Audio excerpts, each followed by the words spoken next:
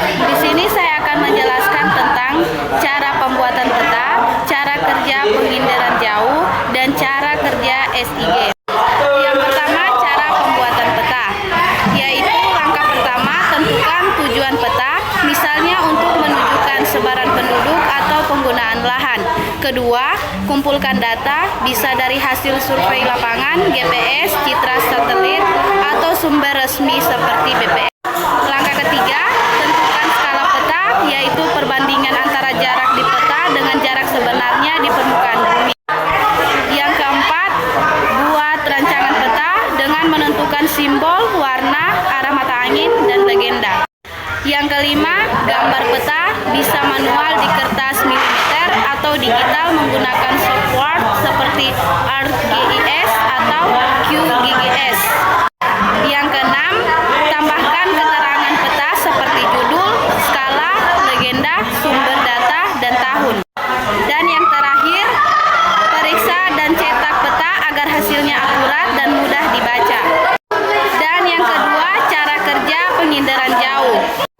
Yang pertama, ada sumber energi, biasanya sinar matahari atau sinyal buatan dari sensor aktif seperti radar.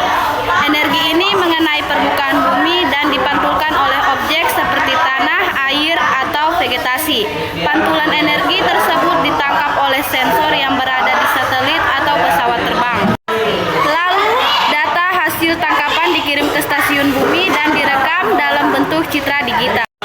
Setelah itu, citra tersebut diolah dan diterprestasikan untuk mengenali objek di permukaan bumi, misalnya hutan, sawah, atau permukiman.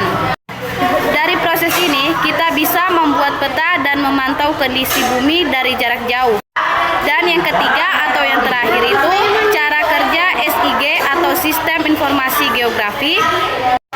Yang pertama, input data. Data spesial dari peta, citra satelit, atau GPS dimasukkan ke dalam sistem komputer. Kedua, data tersebut disimpan dan dikelola dalam bentuk layar, misalnya layar jalan, sungai, hutan, dan permukiman. Dan langkah ketiga, sistem SIG mengolah dan menganalisis data untuk mencari hubungan spasial seperti jarak, luas wilayah, dan tumpang tindih antar data. Yang keempat, hasilnya ditampilkan sebagai peta digital, grafik, atau laporan analisis.